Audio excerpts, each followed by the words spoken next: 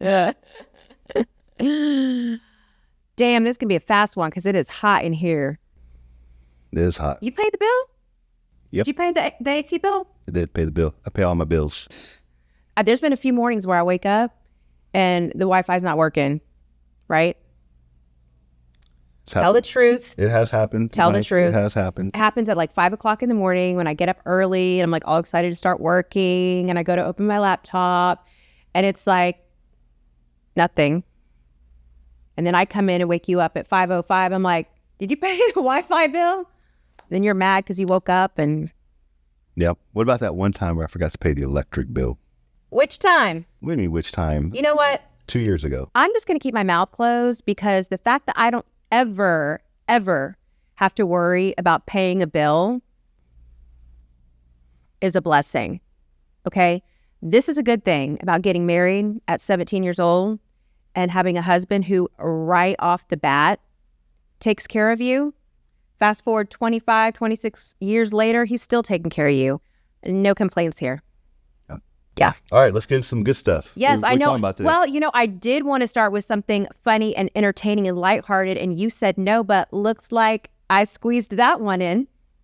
Yeah. You said you wanted to start with something of value for the agents. Well, it's not value. It's really more just of encouragement. I think that, we always talk about like our successes and you highlight your successes.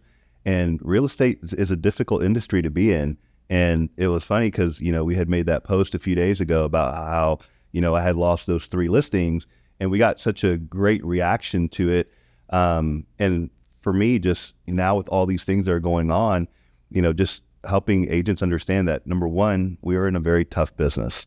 And that what we do is of value. And that we need to, understand that all the things that we put in place and how it is that we help our clients and the time that we spend in our business is valuable, and we should act as such. With those in listings in particular that I lost them because I wasn't willing to overprice the homes and I wasn't willing to discount the commission. And so, it's just one of those things where, again, we're in a tough business. And right now, a lot of the agents that we're talking to that are considering joining the brokerage, one of the reasons that they're considering it is because they are having a tough time in their business and they don't feel like they have leadership to go to that really supports and encourages them and helps maybe redirect and give different perspectives on what they can be doing in a market like what we're in to grow their business. Exactly. So, how do you overcome those objections? How do you lose less listing appointments? Are you having those conversations with leadership to understand how to improve? And I want to say I'm so proud of you for sharing that last week, because I know it wasn't easy for you. And I know when I put the camera on you, it wasn't something that you were excited to share about because you're competitive and you don't like losing listings. But in all fairness, how many listing appointments did you go on that week? Yeah, a lot. A lot. And you only lost 3 of them. So you're still winning. Yeah. You're still a winner. No, but I think the thing to remember is that, once you have whatever your business model is, believe in what it is that you do and the model that you have in place and, stick to that, because you're going to go into certain scenarios where you have people who you're competing with that are discounting their commissions, or you have a client like, again, who wants you to overprice, the home. And at the end of the day, if that's not your model, then don't take the listing. It's okay to lose it because at the end of the day, it's going to be a reflection of you.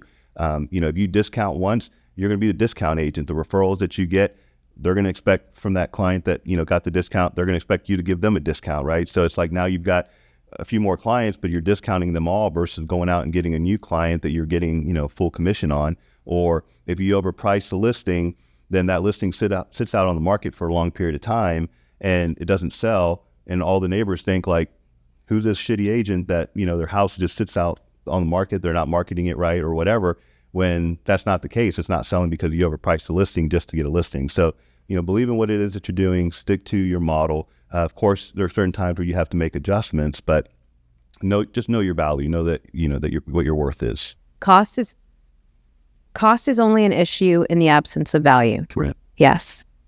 And I tell my agents all the time, it's like, you have to run your business one way, and adhere to kind of that model, because if not, you're going to be running your business 50 different ways and you're going to run yourself crazy. And, it happens every time. Am I right? When you take that listing that you knew you shouldn't have because the seller wanted so much more for the home or was really beating you down on commissions, you take it and you always end up kicking yourself in the ass later and knowing, man, I knew I shouldn't have moved forward with this client. It just wasn't a good fit. And that's okay, because they're going to be a good fit for somebody else. But just sticking to what it is that your model is, so that you're not constantly, changing it and running yourself crazy. Yeah. And it's not just about, listings. It's all facets of your business, just again, believing what it is that you do, understanding the perspective of, what it is that you're looking to do with your business and sticking to it. We can't always control if we lose listings because of things like commission or price, but there's a lot of things that we can control. Absolutely. And, I know that, here recently we've been really focusing on those things. So speaking of things you can control, I posted a TikTok that's, getting a lot of engagement currently, positive and negative. Yeah. But, it was about real estate agents wearing jeans. And I can't tell you how many times I've been asked by people, Nicole, is it true that you don't allow agents on the Nicole Free Group to wear jeans? And I say, absolutely not. They are not allowed to wear jeans. And they are just like so shocked. But for me, that is an aspect of your business that you can control. And that is an objection that you can completely take off the table. And that is how you show up and how you present yourself.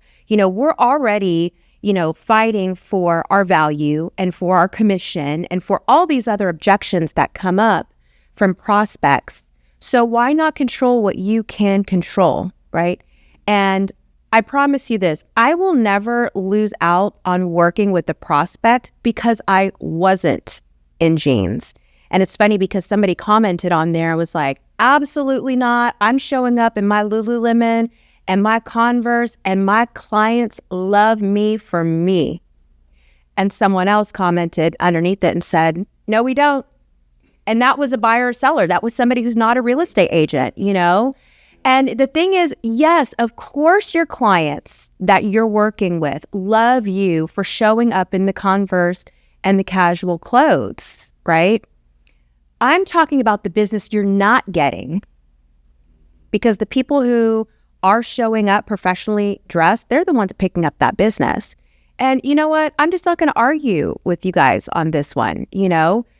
There is a certain standard of professionalism that I truly believe and will go to my grave believing that our clients deserve.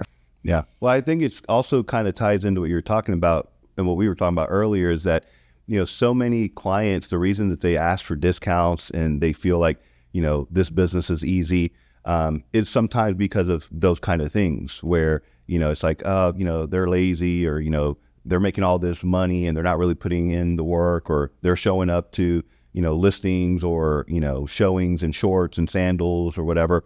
And, for us, it was something from the very beginning. I mean, this isn't a new thing. Like that whole implementation of no jeans has happened from day one. And, that's one of the things I remember when you started was, going into the coat closet when, you didn't have the nice closet you have now and the nice clothes, and you got Jacob's little jacket, and that was kind of like your outfit that you always dressed up, and you look great in the open houses. And yeah. For those of you who don't know, Jacob is my son, who's grown now, but at the time he was, 12 years old maybe. And it was this old jacket that he had in his closet from being a ring bearer in a wedding. And that was the only jacket in the house because you were working from home at the time. I was a stay-at-home mom. And, I remember from my earlier days being employed at business suites, we would get written up if we didn't have a jacket on. And at that point, this was a job where I was making $30,000 a year, maybe. And so getting into this real estate industry where I was like doing the math and doing the numbers, I'm like, oh my gosh, like a jacket is much needed in this role. Like people are going to expect me to have a jacket on. Now, is that the case? No, I don't think so. But did it allow me to remove that objection off the table when I was just getting into this business? I didn't have anybody that was going to refer me.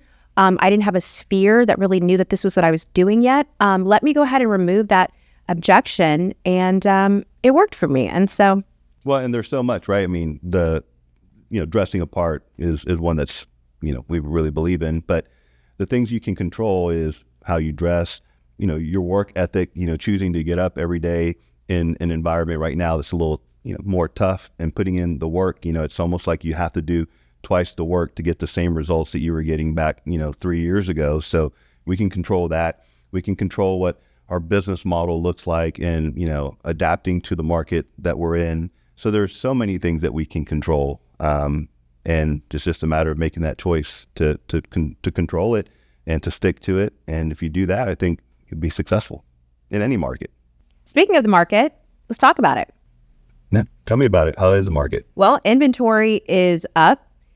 Seems like overnight, heard from our agents who have all these searches saved for their buyers that they woke up and their inbox was inundated with all these new listings that had just hit the market. So in true fashion, as it does every year, summer months, inventory goes up. And so we are now in a position where, if you're a buyer who has paused their search because there really wasn't anything out there that matched, what you're looking for, you now have a lot more options. Not only do you have a lot more options, but you also have more negotiating power. We tell our sellers, who come to us in off months, say fourth quarter, first quarter, who are like, oh, well, should I wait till the summer to put my home on the market? No. For sellers, it's always a better option when you can to list your home during those off months when inventory is low, because you have the upper hand when it comes to negotiating on your price. Now, during the summer months, I understand, especially if you have kids in school, it's a more convenient time to put your house on the market. However, it's a lot more convenient for a lot of people. So now you find yourself in a position to where there are more homes on the market. So as a seller, it really is of utmost importance who you're hiring to sell your home. Because there is more competition on the market, you're needing to work with a real estate agent that knows how to properly price homes. Now is not the time to be overpricing your home just to see what happens, because you're going to miss out on that perfect buyer because they were searching in their price point where your home should have been. However, you were over that price point. And what happens typically is after price reduction, when your home is finally priced appropriately at market value, it's been on the market for months, and now buyers are looking at it wondering, what's wrong with this house? Because it's been on the market for so long, and you're now fielding offers that are below market value rather than listing appropriately and getting it sold for the most money possible. It's also important how you're marketing that home. With buyers looking at all this inventory online, they're not going to go look at all those 30 homes that match their criteria. They're going to go look at the best looking ones with the descriptions under each picture, with the 3D virtual tour, with the 3D virtual staging, on the listing if it's vacant. If your home does not have an online presence that just exudes, you better see it before it's gone, they're not going to go out and see it the first day it hits the market. Yeah, I love when this time of year comes around. But this year in particular, I think is very different because, the inventory is up 40% in comparison to last year. So there's a ton of opportunity. I know just this past week, we put up almost 20 new resale listings, which is phenomenal. But with inventory being the way it is and just more opportunities, those are, scenarios for agents to go out and get a piece of that business, But again, it's one of those things like, what are you doing to implement in your business to go out and generate those listing opportunities?